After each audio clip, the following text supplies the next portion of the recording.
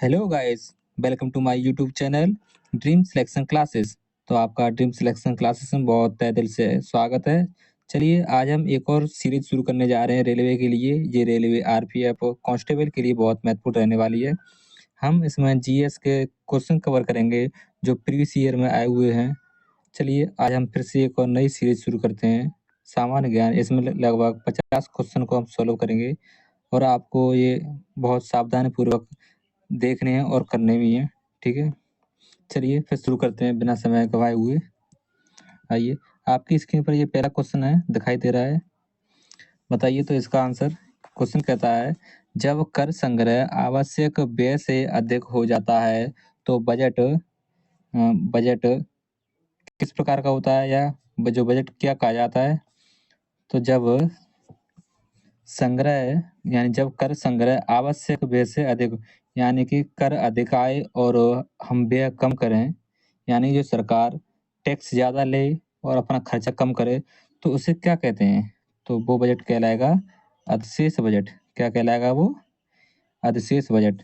चलिए next question देखते हैं।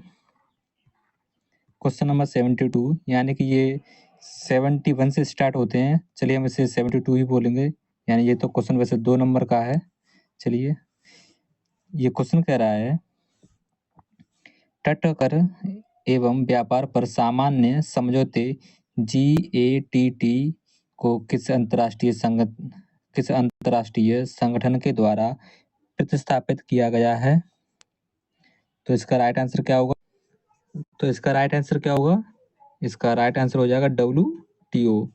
WTO क्या होगा इसका right answer? WTO, world trade organisation. ठीक है ना। चलिए नेक्स्ट क्वेश्चन देखते हैं। नेक्स्ट क्वेश्चन ये रहा आपकी स्क्रीन पर 73। ये कह रहा है, किस राज्य के किसान भारत में आधुनिक खेती पद्धति की कोशिका किस राज्य के किसान भारत में आधुनिक खेती पद्धतियों की कोशिश करने वाले सबसे पहले किसान थे। तो ये कौन से राज्य के किसान हैं वो? चलिए इसका आंसर बताइए। इसका राइट आंसर क्या होगा? आपके सामने इसके आंसर दिए गए हैं, पंजाब, उत्तर प्रदेश, तमिलनाडु। तो इसके ऑप्शन है, ये 3 राज्य हैं, पंजाब, उत्तर प्रदेश और तमिलनाडु। इसके ऑप्शन है, क्या केवल पंजाब सही है, या केवल उत्तर प्रदेश, या फर्स्ट और सेकंड दोनों, पंजाब यानी उत्तर प्रदेश दोनों, या फिर पंजाब, उत्तर प्रदेश और तमिलनाडु तीनों। तो इसका राइट आंसर क्या होगा? इसका राइट आंसर हो जाएगा पंजाब और उत्तर प्रदेश दोनों। क्या होगा? पंजाब और उत्तर प्रदेश। तो सबसे पहले जो किसान हैं अपने भारत के, तो किसान यानी कि भारतीय जो किसान है, उन्होंने खेती की जो नई पद्धति है वो सबसे पहले कहाँ शुरू की थी? भारतीय किसानों ने, यानी किस राज्य में शुरू हुई थी? तो इसका राइट आंसर क्या होगा? पंजाब और उत्तर प्रदेश। सबसे पहले हरित क्रांति कहाँ पर आई थी? तो पंजाब और उत्तर प्रदेश के पश्चिमी इलाके में। ठीक है ना। चलिए नेक्स्ट क्वेश्चन 74। ये कह रहा है, कौन सा भंडार, यहाँ पर पूछा जाएगा, ये भंडार से संबंधित है। यानी कि भंडार भारत के खाद्य निगम FCI के माध्यम सरकार द्वारा अर्जित किया जाने वाला अनाज का भंडार है। तो वो क्या है? इसका राइट आंसर क्या होगा? जिसे क्या कहते हैं? Buffer stock. यानी क्या कहते हैं इसे? Buffer stock. Buffer stock Bharat के खाद्य निगम FCI के माध्यम से सरकार द्वारा अर्जित किया जाने वाला अनाज भंडार है। क्या है ये? Buffer stock. इसे हम बफर स्टॉक कहते हैं। चलिए नेक्स्ट क्वेश्चन देखते हैं। किस राज्य को एक पार्टी द्वारा नियंत्रित किया जाता है और अन्य पार्टियों को सत्ता के लिए प्रतिस्पर्धा करने की अनुमति नहीं देता? यानी कि ये क्या कह रहा है क्वेश्चन? ये कह रहा है, कोई एक राज्य है, राज्य को एक पार्टी द्वारा, यानी एक राज्य में केवल एक ही पार्टी हो और अन्य कोई पार्टी सत्ता के लिए कंपटीशन ना करे, ठीक है, उसकी अनुमति वो नहीं दे, तो उसे क्या कहेंगे? यानी इसे कहेंगे कुलीन तंत्र, यानी एक ही कुल का शासन चले। ठीक है ना। क्या बोलेंगे इसे? कुलीन तांत्रिक कुलीन तांत्रिक राज्य। क्या बोलेंगे? कुलीन तांत्रिक राज्य। कुलीन तांत्रिक राज्य। चलिए नेक्स्ट क्वेश्चन क्या कह रहा है? नेक्स्ट क्वेश्चन है, एक संविधान में क्वेश्चन क्या है, एक संविधान में प्रारंभिक कथन जो संविधान के कारणों तथा मार्गदर्शक मूल्यों को बताता है, क्या है वो? तो इसका राइट आंसर क्या होगा? इसका राइट आंसर हो जाएगा 4, यानी कि प्रस्तावना। प्रस्तावना, संविधान की प्रस्तावना ही ऐसी है जो हमें मार्गदर्शन देती है, ठीक है ना। संविधान को मार्गदर्शन देने वाली क्या है? तो संविधान की प्रस्तावना है, ठीक। नेक्स्ट क्वेश्चन देखिए, निम्नलिखित शब्द या शब्दों में कौन सा भारतीय संविधान की प्रस्तावना में हुआ है, यानी कि प्रस्तावना में वर्णित है? तो कौन सा है वो? इसमें ऑप्शन दिए हैं, यानी कि पहला है न्याय, स्वतंत्रता, समानता। तो इसके ऑप्शन है, फर्स्ट ऑप्शन कह रहा है केवल फर्स्ट, क्या न्याय है, या ऑप्शन सेकंड क्या स्वतंत्रता है, या ऑप्शन थर्ड फर्स्ट और सेकंड दोनों, या ऑप्शन फोर्थ फर्स्ट सेकंड और थर्ड, यानी तीनों। तो इसका राइट आंसर कौन सा होगा 77 का? चलिए, इसका राइट आंसर हो जाएगा 4, यानी कि फर्स्ट सेकंड और थर्ड, ये तीनों है, यानी ये सभी हैं, ठीक है। तो ये सब क्वेश्चन क्या कर रहा है, जो प्रस्तावना में क्या क्या जो बढ़ रहे थे, तो उसमें न्याय भी है, क्या है उसमें? न्याय, स्वतंत्रता और समानता, तीनों की बात करती है प्रस्तावना, ठीक है। तो न्याय भी है और स्वतंत्रता भी है, 5 प्रकार की स्वतंत्रता और समानता, अवसर और प्रतिष्ठा के अवसर, समानता दी जाती है, ठीक है। और 3 प्रकार के न्याय, सामाजिक, राजनीतिक और आर्थिक, ठीक है ना। चलिए नेक्स्ट क्वेश्चन, ये कह रहा है, निम्नलिखित में से कौन सा कथन भारतीय संविधान के संदर्भ में सत्य नहीं है? तो इनमें से कौन सा कथन है जो भारतीय संविधान के संदर्भ में सत्य नहीं है? फर्स्ट ऑप्शन कह रहा है मौलिक अधिकार न्याय संगत हैं, मौलिक कर्तव्य न्याय संगत हैं, या भारत में 3 तरह के आपात हैं, अनुच्छेद 18 शीर्षक के उन्मूलन के बारे में बताता है। तो इसका राइट आंसर क्या होगा? इसका राइट आंसर क्या होगा 78 का? तो इसका राइट आंसर हो जाएगा ऑप्शन नंबर सेकंड। कौन सा होगा? सेकंड। मौलिक कर्तव्य न्याय संगत नहीं है। मौलिक कर्तव्य यानी मूल कर्तव्य हैं, मूलभूत कर्तव्यों को सभी नागरिकों के नैतिक दायित्वों के रूप में परिभाषित किया जाता है, ताकि देशभक्ति की भावना को बढ़ावा देने और भारत की एकता को बनाए रखने में सहायता मिल सके। क्योंकि कोई भी नैतिकता को लागू नहीं कर सकता, वे लागू करने योग्य नहीं है, वे भारतीय संस्कृति, परंपराओं, स्वतंत्रता संग्राम आदि के मूल्यों को याद दिलाने के लिए एक स्मारक पत्र की तरह है। तो ये मौलिक कर्तव्य न्याय संगत हैं, ठीक है, न्याय संगत हैं। चलिए नेक्स्ट क्वेश्चन देखते हैं। तो नेक्स्ट क्वेश्चन क्या है, जरा आपके सामने ये कह रहा है 79, प्राय प्राचीन भारत में उपज का 1/6वां हिस्सा यानी 1/6वां हिस्सा कर के रूप में निर्धारित किया जाता था, जिसे कहा जाता था, जिसे क्या कहते थे? 79 का ऑप्शन इसमें दे रखा है, ऑप्शन कौन कौन से? हिस्सा, भाग, खंड या साला, ठीक है। तो ये क्या कहलाता था जो प्राचीन टाइम पे जो 1/6वां भाग होता था, उसे हम क्या कहते थे? उसे भाग कहते थे। क्या कहते थे? उसे भाग। और ये किसके समय की बात है? अगर बात की जाए जो प्राचीन भारत में उत्पाद का जो छठवां भाग होता था, उसे भाग कर के रूप में लिया जाता था, ठीक है ना। नेक्स्ट क्वेश्चन देखिए, क्वेश्चन नंबर 80 ये कह रहा है मगध महाजनपद के 2 बहुत ही शक्तिशाली शासक कौन थे? बहुत ही शक्तिशाली शासक। ऑप्शन है इसमें 3 दिए हैं नाम, 3 शासकों के नाम दिए हैं। पहले पे बिंबिसार, अजातशत्रु और बस्कार। और कौन है? बस्कार, ठीक है। तो इसके ऑप्शन है क्या केवल थर्ड, या सेकंड थर्ड, या फर्स्ट सेकंड, या केवल सेकंड? तो इसका राइट आंसर क्या होगा? इसका राइट आंसर होगा केवल फर्स्ट और सेकंड। क्या होगा? फर्स्ट और सेकंड, यानी कि बिंबिसार, क्या होगा? बिंबिसार, और अजातशत्रु, जो बिंबिसार और अजातशत्रु, ये दोनों बहुत ही शक्तिशाली राजा थे, ठीक है ना। बिंबिसार का ही पुत्र कौन, अजातशत्रु। अजातशत्रु को क्या बोलते हैं, कुणिक। क्या कहा जाता है इसे, कुणिक, क्योंकि इसने अपने पिता की हत्या की थी, ठीक है। अपने पिता की हत्या करने के बाद वो तब गद्दी पर बैठा है। इसके बाद जो इसका पुत्र आता है, ठीक है, अजातशत्रु का जो पुत्र आता है वो भी अजातशत्रु की हत्या करता है, ठीक है। चलिए नेक्स्ट क्वेश्चन देखते हैं। ये कह रहा है वर्ष 1884 में नेटल कांग्रेस की स्थापना कहाँ हुई थी। तो जो कांग्रेस की स्थापना हुई थी, नेटाल भारतीय कांग्रेस की स्थापना कहाँ पर हुई थी। तो इसका राइट आंसर क्या होगा, इसका राइट आंसर होगा दक्षिण अफ्रीका में।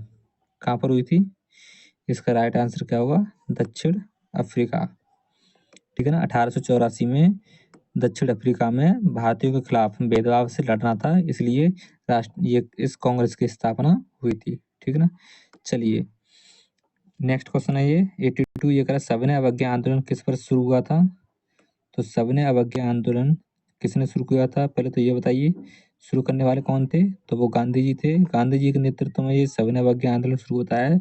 और ये कब होता है, तो ये होता है 12 मार्च को और 1930। 12 मार्च 1930। तो कब होता है, 12 मार्च 1930 को डांडी मार्च से, कहाँ से, डांडी मार्च, डांडी मार्च से सविनय अवज्ञा आंदोलन शुरू होता है, ठीक है। डांडी मार्च से सविनय अवज्ञा आंदोलन शुरू हुआ और गांधी जी ने साबरमती आश्रम, क्या, साबरमती आश्रम किसने शुरू किया था, तो गांधी जी, ठीक है, किसने, गांधी जी। और कहाँ से, साबरमती जो आश्रम है, साबरमती आश्रम से डांडी गांव, कहाँ से, साबरमती आश्रम से डांडी गांव के निकट स्थित है एक समुद्र तट तक डांडी मार्च किया और उसके बाद नमक कानून का उल्लंघन किया और उसके बाद सविनय अवज्ञा आंदोलन का औपचारिक रूप से शुरुआत उन्होंने की थी, ठीक है ना। चलिए नेक्स्ट क्वेश्चन देखते हैं। तो नेक्स्ट क्वेश्चन ये रहा, ये कह रहा प्राचीन भारत में जैन धर्म मुख्य रूप से किसके द्वारा समर्थित था। तो ये सबको पता है जैन धर्म किसके द्वारा समर्पित है, तो वो है व्यापारियों का धर्म है। जैन धर्म किसका है, व्यापारियों का धर्म है, ठीक है। तो ये ध्यान रहेगा आपको, जैन धर्म किसका है, तो व्यापारियों का धर्म है जैन धर्म। शुरुआत से जैन धर्म मुख्य रूप से व्यापारियों द्वारा समर्थित था, किससे, व्यापारियों द्वारा। अब तो खैर बहुत लोग मानने लगे हैं जैन धर्म को, ठीक है। तो ये किसके द्वारा समर्थित होता है, ये व्यापारियों द्वारा। चलिए नेक्स्ट क्वेश्चन देखते हैं। वर्धमान महावीर लिच्छवी वंश के राजकुमार थे, जो कि किस संघ का समूह था। जो लिच्छवी वंश के जो राजकुमार थे, तो लिच्छवी वंश किस संघ का समूह था। तो इसका राइट आंसर क्या होगा, क्या मगध, बज्जी, अंग या गंधार। मगध, बज्जी, अंग या गंधार, तो किसका समूह था, किस संघ का समूह है लिच्छवी। तो इसका राइट आंसर क्या होगा 84 का, तो बज्जी। लिच्छवी कहाँ किस में आता है, किस महाजनपद में आता है, वो बज्जी में, किसमें, बज्जी, ठीक है ना। तो इसका राइट आंसर बज्जी हो जाएगा। चलिए नेक्स्ट क्वेश्चन देखते हैं। इसमें अगर हम बात करें जो महावीर है, महावीर, वर्धमान महावीर, तो ये ज्ञात्रक क्षत्रिय वंश के सस्ता शासक यानी सिद्धार्थ के राज परिवार में पैदा हुए थे। जो ज्ञात्रक क्षत्रिय वंश के शासक सिद्धार्थ के राज परिवार में पैदा हुए थे और इनकी माता का नाम क्या था, पिता का नाम क्या है, सिद्धार्थ, तो माता का नाम क्या था इनकी, त्रिशला, जो कि वैशाली में के लिच्छवी गणराज्य की प्रमुख चेटक की बहन थी।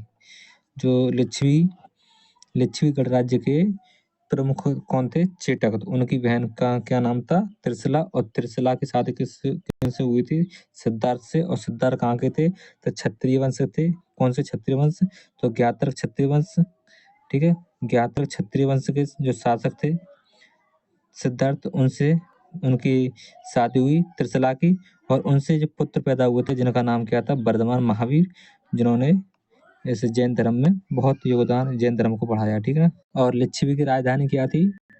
तो लिच्छवियों की राजधानी क्या थी? वैशाली, जो कि बज्जी महाजनपद की भी राजधानी थी, ठीक है ना। चलिए नेक्स्ट क्वेश्चन देखते हैं।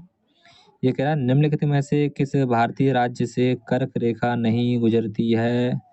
तो कर्क रेखा किस भारतीय राज्य से नहीं गुजरती है? तो ऑप्शन है गुजरात, उत्तर प्रदेश, झारखंड और मध्य प्रदेश।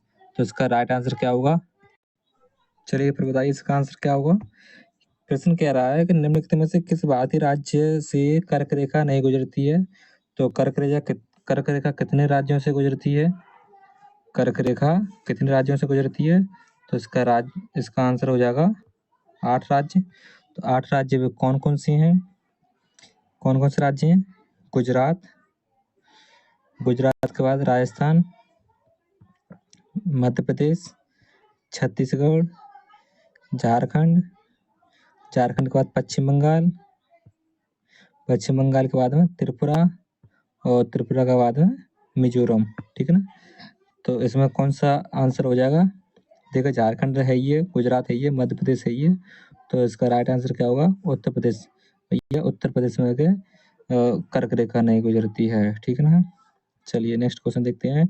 भारत की सबसे लंबी झील कौन सी है? भारत की सबसे लंबी झील कौन सी है? लंबी यानी कि लंबाई के अकॉर्डिंग देखनी है।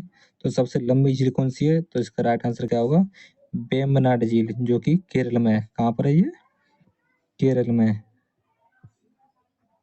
ठीक है ना। ये झील कहाँ पर है? केरल में। और इसकी लंबाई की अगर बात की जाए तो कितनी लंबाई है इसकी? तो 95.6 किलोमीटर, ठीक है ना। ये तो एक नदी जैसी होगी है। 95.6 किलोमीटर ये लंबी है, ठीक है।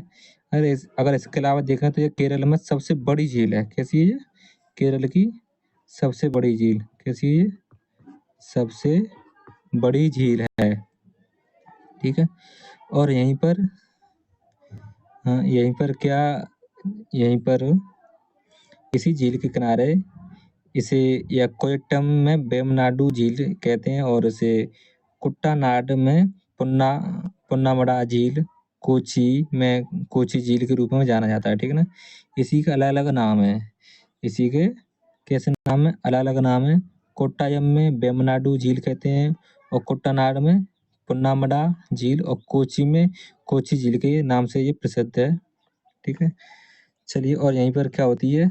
नेहरू ट्रॉफी बोट रेस, जो कि इसी झील में आयोजित होती है, ठीक है ना। रेस वगैरह नौका यानी कि यहाँ पर नावों की रेस होती है। चलिए नेक्स्ट क्वेश्चन कह रहा है ये सतलज तथा काली नदियों के बीच में जो स्थित हिमालय का हिस्सा है उसको किस रूप में जाना जाता है? तो सतलज और काली नदियों के बीच जो हिमालय का हिस्सा है उसे किस रूप में जानते हैं? इसका राइट आंसर क्या होगा? इसको ऑप्शन दे रखे हैं असम, कुमायूं, पंजाब, कश्मीर और हिमालय। तो इसका राइट आंसर क्या है 87 का? तो इसे बोलते हैं कुमायूं हिमालय। क्या बोलते हैं? कुमायूं हिमालय। इसे क्या बोलेंगे? कुमायूं हिमालय बोलेंगे, ठीक है ना। चलिए नेक्स्ट क्वेश्चन देखते हैं। क्वेश्चन नंबर 88 है गंगोत्री ग्लेशियर द्वारा परिपूर्ण गंगा के नदी शीर्ष का क्या नाम है? गंगोत्री ग्लेशियर द्वारा परिपूर्ण गंगा के नदी शीर्ष का क्या नाम है? तो इसका राइट आंसर हो जाएगा ऑप्शन नंबर 3। गंगा जो नदी है वो उसका प्रारंभिक नाम क्या है? तो भागीरथी है। क्या नाम है? भागीरथी। और भागीरथी जो राजा थे भागीरथ उन्हीं के नाम पर है, ठीक है ना। चलिए नेक्स्ट क्वेश्चन। सामान्य तौर पर भारत के कौन से क्षेत्र तापमान की बड़ी विपरीत स्थितियां अनुभव नहीं करते? तो इसका राइट आंसर क्या होगा? क्या उत्तरी मैदान है, या प्रायद्वीपीय पठार, या महान भारतीय रेगिस्तान, या तटीय क्षेत्र? तो इसका आंसर क्या होगा 89 का? तो जो तटीय क्षेत्र हैं वो इसका अनुभव नहीं करते, ठीक है ना। जो विपरीत परिस्थितियां होती हैं सामान्य तौर पर भारत के कौन से क्षेत्र में तापमान की जो बड़ी विपरीत परिस्थितियां होती हैं वो कौन सा क्षेत्र है? वो तटीय क्षेत्र, ठीक है ना। तटीय क्षेत्र पर लगभग तापमान टेम्परेचर एक समान रहता है 12 महीने, ठीक है ना। चलिए नेक्स्ट क्वेश्चन देखते हैं। पूर्व तट आर्थिक गलियारे के प्रथम चरण से कौन से 2 भारतीय शहरों को जोड़ा जाएगा? पूर्व तट आर्थिक गलियारे के प्रथम चरण से कौन से 2 भारतीय शहरों को जोड़ा जाएगा? तो इसका राइट आंसर क्या है? ऐसे कौन से 2 शहर हैं जो जोड़े जाएंगे? तो इसका राइट आंसर हो जाएगा 90 का विशाखापट्टनम और चेन्नई। क्या होगा? विशाखापट्टनम और चेन्नई। विशाखापट्टनम और चेन्नई जो ये दोनों शहर जोड़े जाएंगे, ठीक है ना। भारत और एशियाई विकास बैंक यानी एडीबी ने फरवरी 2017 में 800 किलोमीटर का जो सफर है, 800 किलोमीटर जो लंबाई का, तो ये विशाखापट्टनम से चेन्नई तक इंडस्ट्रियल कॉरिडोर के रूप में ये इसका विकास किया जाएगा, ठीक है ना। चलिए नेक्स्ट क्वेश्चन देखते हैं। कौन सा पदार्थ बिजली के प्रवाह को कोई प्रतिरोध प्रदान नहीं करता है? कौन सा पदार्थ बिजली के प्रवाह को कोई प्रतिरोध प्रदान नहीं करता है? तो उसे क्या कहते हैं? क्या नाम है उसका? तो इसका राइट आंसर क्या होगा 91 का? तो ये है अतिचालक। क्या है ये? अतिचालक, ठीक है ना। अतिचालक कहते हैं इसे। नेक्स्ट क्वेश्चन देखते हैं 92। निम्नलिखित में से कौन सा बिजली का फ्यूज बनाने के लिए इस्तेमाल तारों का एक गुण है? तारों का एक गुण है। निम्नलिखित में से कौन सा बिजली का फ्यूज बनाने के लिए इस्तेमाल तारों का एक गुण है? यानी कौन से तार का, किस तारों का है, ठीक है ना। तो जो हम फ्यूज में जो तार का इस्तेमाल करते हैं तो उसका क्या गुण है, तब हम उसका फ्यूज बनाते हैं। तो इसका क्या कम गलनांक या अधिक गलनांक या अधिक प्रतिरोध या कम चालकता? तो इसका राइट आंसर क्या होगा? कम गलनांक। क्या होगा? कम गलनांक। अगर अधिक गलनांक होगा तो तुरंत गल जाएगा, फिर लाइट सप्लाई नहीं हो पाएगी, तो इसका क्या होगा? कम गलनांक होगा, ठीक है ना। 7 इंद्रधनुष यानी कि रेनबो, 7 इंद्रधनुष के रंगों वाला छोटा सा परिपत्र डिस्क तेजी से घुमाए जाने पर कैसा प्रतीत होगा? तो इसका क्या ऑप्शन होगा? लाल, बैंगनी, सफेद या हरा? तो इसका राइट आंसर क्या होगा 93 का? इसका राइट आंसर है ऑप्शन नंबर 4 यानी कि सफेद। सफेद। जब एक छोटी गोल चकती को खंडों में विभिन्न रंगों, जैसे हम देखें प्राय न्यूटन के जो प्रथम रंग है, न्यूटन के प्राथमिक रंगों जैसे लाल, नारंगी, पीला, हरा, नीला और नील और बैंगनी में रंगी हुई हो को तेजी से घुमाया जाता है तो सफेद दिखती है। कैसे दिखती है? सफेद। इसे न्यूटन की चकती के नाम से भी जाना जाता है। किस नाम से जाना जाता है? चकती के नाम से, न्यूटन की चकती। नेक्स्ट क्वेश्चन है 94। ये कह रहा है पराकोस एंथर से उसी फूल के वर्तिकाग्र स्टिग्मा में हस्तांतरण को क्या कहा जाता है? तो इसका राइट आंसर क्या होगा 94 का? तो इसे कहते हैं स्वपरागण। क्या कहते हैं इसे? स्वपरागण, ठीक है ना। नेक्स्ट क्वेश्चन है ये रहा। ये कह रहा है कौन सी जीवित जीवों में विरासत की इकाई है? कौन सी जीवित जीवों में विरासत की इकाई है? ठीक है, तो इसका राइट आंसर क्या होगा? यानी जो पैतृक है, जेनेटिक कह सकते हैं, जीन से, जिसे क्या बोलते हैं, जीन वगैरह होते हैं, वही अनुवांशिक इकाई होती है वो, ठीक है। तो उसे क्या बोलेंगे? यानी कि वंशाणु या पितृक। क्या बोलेंगे? वंशाणु या पितृक, ठीक है ना। क्या बोलेंगे? वंशाणु या पितृक। चलिए नेक्स्ट क्वेश्चन देखते हैं।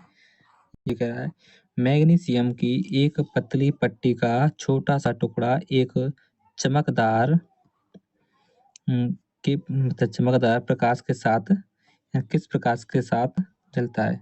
मैग्नीशियम की एक पतली पट्टी का छोटा सा टुकड़ा एक चमकदार किस प्रकाश के साथ जलता है? तो इसका राइट आंसर क्या होगा? जो मैग्नीशियम की जो पतली सी पट्टी होती है, पतली सी पट्टी का जो छोटा सा टुकड़ा वो सफेद प्रकाश के साथ, किसी सफेद प्रकाश के साथ में चमकता है या सफेद प्रकाश के साथ जलता है, ठीक है ना। नेक्स्ट क्वेश्चन देखते हैं अम्ल तथा क्षारक के बीच प्रतिक्रिया को क्या कहा जाता है? अम्ल तथा क्षारक के बीच जो प्रतिक्रिया होती है उसे क्या कहा जाता है? तो इसका राइट आंसर क्या होगा? Option number 3, उदासीनीकरण। क्या बोलते हैं? उदासीनीकरण। ठीक है ना। नेक्स्ट क्वेश्चन देखते हैं। कौन सा पदार्थ बिना खपत हुए रासायनिक प्रतिक्रिया की दर को बढ़ाता है? कौन सा पदार्थ बिना खपत हुए, बिना खर्च हुए यानी कि रासायनिक प्रतिक्रिया को बढ़ाता है? तो इसका राइट आंसर क्या होगा? इसका राइट आंसर क्या होगा? इसका राइट आंसर हो जाएगा ऑप्शन नंबर 4, उत्प्रेरक। क्या होगा? उत्प्रेरक। नेक्स्ट क्वेश्चन देखते हैं। निम्नलिखित में से कौन सुनिश्चित करता है कि मृत पौधों तथा जानवरों के पोषक तत्वों को मिट्टी में छोड़ दिया जाए?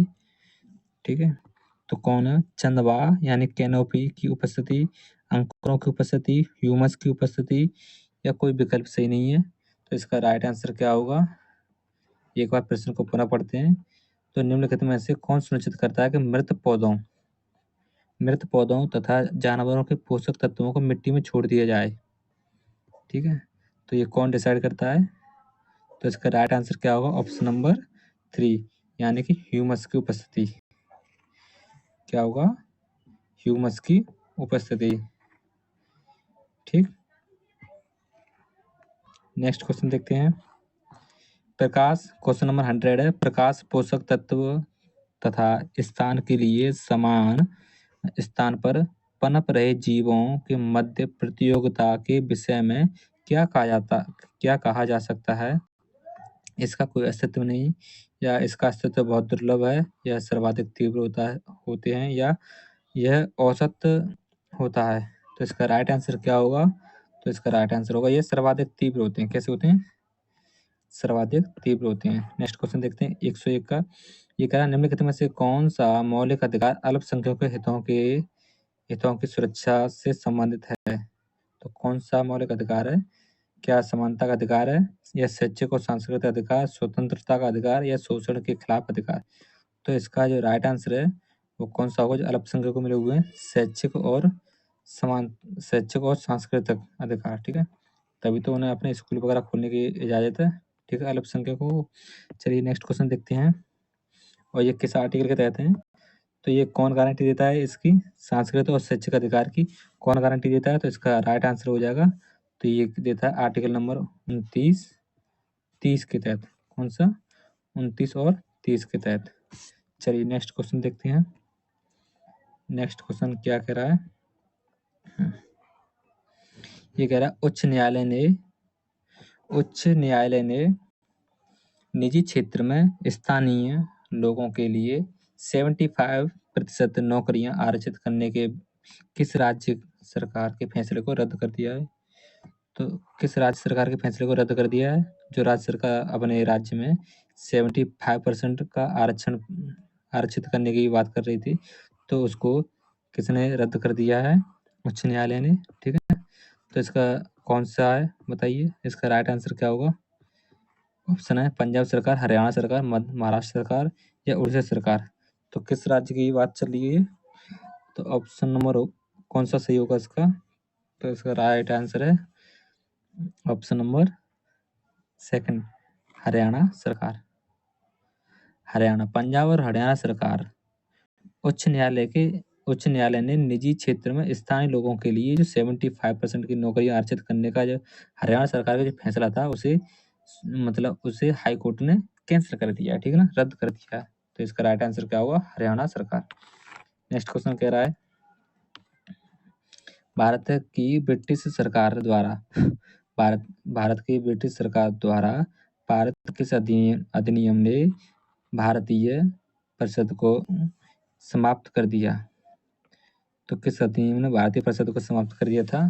तो इसका राइट आंसर क्या होगा? ऑप्शन नंबर 3, 1935 का अधिनियम आया था, उसने समाप्त कर दिया था। ठीक है, 1935 के अधिनियम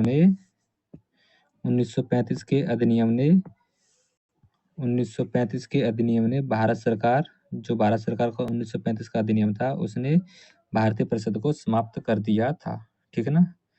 नेक्स्ट क्वेश्चन देखते हैं। ये कह रहा है सी गॉर्जियन 3 किन देशों की नौसेनाओं के बीच एक द्विपक्षीय सैन्य अभ्यास है? एक द्विपक्षीय सैन्य अभ्यास है। क्या जापान भारत, या चीन और पाकिस्तान, या रूस और चीन, अमेरिका और जापान? तो इसका राइट आंसर क्या होगा? सी गॉर्जियन 3 किसका है? तीसरा संस्करण बोलते हैं ये अरब सागर में आयोजित होता है। ये कहाँ पर होता है? ये होता है अरब सागर में। हाँ, अरब सागर में, ठीक है। और चीन और पाकिस्तान ने 11 से 17 नवंबर को ये आयोजित किया था, ठीक है ना। तो इसका राइट आंसर क्या होगा? 104 का 2, चीन और पाकिस्तान। एक नल्ला पाकिस्तान और पड़ोसी मुल्क चीन, ठीक है ना। यह माना जाता है कि किस झील, यानी कि जो झील है क्रिटेशस घटी में युग में दक्कन असितास्म चट्टानों पर उल्का पिंड के प्रभाव के कारण विकसित हुई। यानी कि कितनी लेंथी भाषा दे रखी है, पर ये इतना नहीं देना चाहिए। यानी सीधा सीधा पूछा जाए कि अगर कौन सी ऐसी झील है जो उल्का पिंड के माध्यम से विकसित हुई है, यानी कि पृथ्वी पर उल्का पिंड के गिरने से विकसित हुई है, तो वो झील कौन सी है? तो इसका राइट आंसर क्या होगा? लोनार झील। कौन सी है? लोनार झील। यह झील कहाँ पर है? यह झील कहाँ पर है? तो यह झील है महाराष्ट्र में। कहाँ है ये? महाराष्ट्र में। तो महाराष्ट्र में ये लोनार झील है, बुलढाणा जिला में, ठीक है। चलिए, जो आकाशीय उल्कापिंड है उसके टक्कर से निर्मित हुई है, ठीक है ना। Next question. और विश्व की ये पहली झील है ऐसी, ठीक है। इसका पानी कैसा है? अगर बात किया तो इसका पानी बहुत मतलब खारा पानी है। चलिए नेक्स्ट क्वेश्चन देखते हैं। नेक्स्ट क्वेश्चन ये रहा। ये कह रहा है निम्न में से वस्तु एवं सेवा कर के संबंध में क्या सही नहीं है? वस्तु एवं सेवा कर के संबंध में क्या सही नहीं है? यह विलासिता कर की जगह लेगा। यह विलासिता कर की जगह लेगा।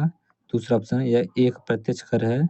यह कई प्रकार के करों को एक उत्पाद या सेवा पर प्रतिस्थापित करेगा। यह एक अप्रत्यक्ष कर है। तो इसका राइट आंसर क्या होगा? इसका राइट आंसर क्या होगा? Option number second. कौन सा होगा? यह प्रत्यक्ष कर है। यही इसका ऑप्शन गलत है, ठीक है ना। यह इसका ऑप्शन कैसा है? गलत है, ठीक है। क्योंकि वस्तु एवं सेवा कर का इसका सीधा सीधा मतलब क्या है? किसकी बात चल रही है? जीएसटी, गब्बर सिंह का टैक्स। जीएसटी यानी कि ग्रॉस जीएसटी। जीएसटी मतलब गुड्स एंड सर्विसेज टैक्स, ठीक है। गुड्स एंड सर्विसेज टैक्स, जो गुड्स और वस्तु एवं सेवा कर। जी मतलब गुड्स, एस फॉर सर्विसेज और टी फॉर टैक्स, ठीक है ना। Goods and services tax. चलिए नेक्स्ट क्वेश्चन देखते हैं। और इसके तहत है ना, ये विलासिता कर की जगह लेगा, ठीक है। ये बात सही है। यह कई प्रकार के जो कर होते हैं उनकी जगह पर ये अकेला काम करेगा, ठीक है। ये एक अप्रत्यक्ष कर है, डायरेक्ट नहीं जाएगा, ठीक है। अप्रत्यक्ष कर है ये। निम्न में से एक विद्युत का अच्छा चालक है। तो इनमें से कौन सा सबसे अच्छा चालक है विद्युत का? क्या अभ्रक है, या बेकेलाइट, शुष्क हवा, या ग्रेफाइट? तो इसका राइट आंसर क्या होगा? तो इसका राइट आंसर होगा ग्रेफाइट। चलिए नेक्स्ट क्वेश्चन देखते हैं। प्रतिबिंब की ऊंचाई और वस्तु की ऊंचाई के अनुपात को कहते हैं। प्रतिबिंब की ऊंचाई और वस्तु की ऊंचाई के अनुपात को क्या कहते हैं? तो इसे कहते हैं 108 का। ऑप्शन नंबर इसका कौन सा सही होगा? इसे रेखीय आवर्धन कहते हैं। क्या कहते हैं? रेखीय आवर्धन। चलिए नेक्स्ट क्वेश्चन देखते हैं। अल नीनो किस महासागर में तापमान में अस्थिरता का उल्लेख करता है? तो अल नीनो किस महासागर में, कौन से महासागर की बात चल रही है? तो अल नीनो का प्रभाव किस महासागर में होता है? तो इसका राइट आंसर क्या होगा? 109 का सेकंड, यानी प्रशांत महासागर की बात चल रही है, ठीक है। चलिए नेक्स्ट क्वेश्चन देखते हैं। नेक्स्ट क्वेश्चन ये रहा। ये कह रहा है 110 ब्रिटिश सरकार द्वारा निम्नलिखित में से किस किले को ट्रॉय ऑफ द ईस्ट कहा जाता है? ट्रॉय ऑफ द ईस्ट किस किले को कहा जाता है? तो इसका राइट आंसर क्या होगा? 110 का राइट आंसर क्या ऑप्शन नंबर ए है? गोलकुंडा का किला या जिंजी का किला, आगरा का किला या अजमेर का किला? तो कौन सा इसका राइट आंसर होगा? इसका राइट आंसर क्या होगा? इसका राइट आंसर क्या होगा? जिंजी का किला। कौन सा होगा? जिंजी का किला। ठीक है, चलिए नेक्स्ट क्वेश्चन देखते हैं। The state of food and agriculture यानी कि सोफा किस संस्था की प्रमुख रिपोर्ट है? 111 का इसका राइट आंसर क्या होगा? FAO। क्या होगा? FAO। चलिए नेक्स्ट क्वेश्चन देखते हैं। पाइथन पाइथन क्या है? पाइथन एक प्रोग्रामिंग भाषा है या ऑपरेटिंग सिस्टम है या एप्लीकेशन प्रोग्राम है या कंपाइलर है? क्या है पाइथन? तो पाइथन 112, इसका राइट आंसर क्या होगा? पाइथन एक प्रोग्रामिंग भाषा है। क्या है ये? एक प्रोग्रामिंग भाषा है। हड़प्पा सभ्यता का विकास हड़प्पा सभ्यता का विकास 2500 ईसा पूर्व हुआ, जिसे वर्तमान में जाना जाता है। तो ये वर्तमान कहाँ है? पाकिस्तान, अफगानिस्तान, पश्चिम भारत और पाकिस्तान, अफगानिस्तान और पश्चिम भारत और पाकिस्तान और भारत और चीन। क्या है? इसका राइट आंसर क्या होगा? 113 का राइट आंसर हो जाएगा सेकंड। क्या होगा? सेकंड। पश्चिमी भारत और पाकिस्तान में इसका पश्चिमी भारत और पाकिस्तान में ये स्थान है हड़प्पा। ठीक है, हड़प्पा कहाँ पर? वर्तमान तो पाकिस्तान में। ठीक है, और पश्चिमी भारत में इसके सिंधु घाटी सभ्यता के जो ये अवशेष वगैरह मिले हैं। ठीक है, ज़्यादातर जो पश्चिमी भारत है और जो कि पाकिस्तान है, तो वो पूरा हिस्सा सिंधु घाटी सभ्यता का, सिंधु के आसपास का क्षेत्र है, जो कि ये हड़प्पा भी क्षेत्र वही है। ठीक है ना, चलिए नेक्स्ट क्वेश्चन देखते हैं। ये कह रहा कंप्यूटर के संदर्भ में एपलेट, कंप्यूटर के संबंध में एपलेट क्या है? तो एपलेट एक जावा एप्लीकेशन है, क्या कंप्यूटर वायरस है या फॉरबॉल है या कुकी है? तो एपलेट क्या है? तो ये एक जावा एप्लीकेशन है। क्या है ये? Java application. नेक्स्ट क्वेश्चन, निम्नलिखित में से किसे समाज के लिए हानिकारक नहीं माना जाता? तो दहेज प्रथा या अस्पृश्यता, वयस्क मताधिकार या बाल विवाह? देखिए, समाज के लिए अस्पृश्यता यानी कि अनटचेबिलिटी बोलते हैं, छुआछूत। ठीक है, और दहेज प्रथा और बाल विवाह, ये तो सभी समाज के लिए बहुत ही ज़्यादा हानिकारक है। पर क्या ये सुधार हुआ समय? क्या दहेज प्रथा बंद हुई? नहीं हुई ना। क्या बाल विवाह भी खत्म हो पाया? हाँ, बाल विवाह तो लगभग खत्म ही हो चुका है, पर कहीं कहीं अभी भी कम उम्र की जो शादी है वो हो जाती है। पर दहेज प्रथा तो अभी भी मोटा मोटा है, रोजाना रील्स वगैरह देखते हैं लोग बाहर कि किसी की किसी ने कितने करोड़ रुपए दे दिए, किसी ने 50 लाख 60 लाख। ठीक है ना, अस्पृश्यता आज भी तुम गाँव में जाकर देख सकते हो। ठीक है, वहाँ पर जहाँ दलित और SC ST वगैरह रहते हैं, वहाँ आज भी ये अस्पृश्यता बनी हुई है। ठीक है ना, पर अभी भी सरकार इन पर पूर्णतः प्रतिबंध नहीं लगा पाई है। कानून तो है पर प्रतिबंध अभी तक नहीं लगा पाई। चलिए, इम्प्लीमेंट नहीं हो पा रहा सही से। ठीक है ना, नेक्स्ट क्वेश्चन देखते हैं। तो इसका राइट आंसर क्या होगा? अगर इसकी राइट आंसर की बात किया तो वयस्क मताधिकार। क्या हुआ? वयस्क मताधिकार जो समाज के लिए बिल्कुल भी हानिकारक नहीं है। ठीक है, ऑप्शन नंबर 15 का क्या है? 3 है। ठीक है, 115 का 3। तलानोवा वार्ता 3 मुख्य प्रश्नों के आसपास संरचित है। कौन सा 3 प्रश्न में से नहीं है? हम कहाँ हैं? हम कहाँ जाना चाहते हैं? क्या किए जाने की आवश्यकता है? हम वहाँ कैसे जाएंगे? तो इनमें से क्या है वो? तो 116 का इसका राइट आंसर क्या होगा? 3। क्या हम क्या किए जाने की आवश्यकता है? तो ये इसका आंसर हो जाएगा राइट। ठीक है ना, कॉन्डे नास्ट ट्रैवलर की सूची में कौन भारतीय शहर 2024 में घूमने के लिए एक प्रतिष्ठित स्थान के रूप में ख्याति अर्जित किया? ठीक है, तो ऐसा कौन सा शहर है जो 2024 में ख्याति उसने प्राप्त की? ठीक है, तो इसका राइट आंसर क्या होगा? 117 का ऑप्शन नंबर ए, कोची। क्या होगा? कोची।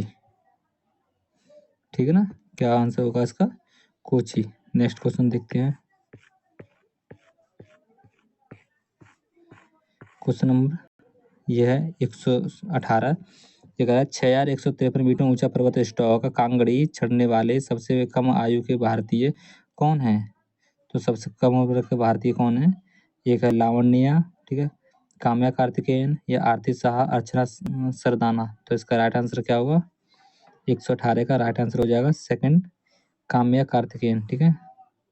चलिए नेक्स्ट क्वेश्चन देखते हैं। अंतरिक्ष विज्ञान में किस विषय को शामिल नहीं किया जाता? जीव विज्ञान, भौतिक विज्ञान, मानव संस्कृति, पृथ्वी विज्ञान। तो जो अंतरिक्ष विज्ञान है उसमें मानव संस्कृति इसका राइट आंसर हो जाएगा। मानव संस्कृति इसमें शामिल नहीं किया जाता, और बाकी भौतिक फिजिक्स का, जीव का, ठीक है, और पृथ्वी का तो वो है ही है, ठीक है ना। चलिए नेक्स्ट क्वेश्चन ये कह रहा है 120 और लास्ट क्वेश्चन है ये आज का, ठीक है। ये कह रहा है संयुक्त राष्ट्र की रिपोर्ट के अनुसार सदी के अंत तक दुनिया लगभग कितने डिग्री सेल्सियस तक गर्म हो जाएगी? तो सदी के अंत तक लगभग कितने डिग्री सेल्सियस तक गर्म हो जाएगी? तो इसका राइट आंसर क्या होगा? इसका राइट आंसर होगा क्या? वो 3 होगा। चलिए मैं आपके लिए 2 ऑप्शन लगा रहा हूँ इसके राइट आंसर के लिए, और उम्मीद है छोड़िए, इसका राइट आंसर क्या होगा? 3 डिग्री सेल्सियस। कितना होगा? जो सदी का अंत तक जो अपना जो दुनिया है पूरी, वो लगभग 3 डिग्री सेल्सियस तक और गर्म हो जाएगी, ठीक है ना। चलिए दोस्तों आज के लिए इतना ही, और कल फिर मिलते हैं ऐसी एक और सीरीज के साथ हम कल फिर आएंगे, ठीक है। आशा करता हूँ आप लोगों को ये सीरीज बहुत अच्छी लगी होगी, ठीक है। और अपना रिव्यू हमें दे सकते हैं, और कमेंट बॉक्स इसका ओपन रहता है, अपने कमेंट के माध्यम से हमको बता सकते हैं ये कैसी है, और हमारा जो आप रिव्यू दोगे उसके माध्यम से हम अपने बारे में भी जान जाएंगे कि हम कैसा पढ़ा रहे हैं और कैसा सेट करा रहे हैं, ठीक है ना। चलिए तो धन्यवाद बहुत बहुत आपका। जय हिंद, जय भारत, पढ़ते रहिए।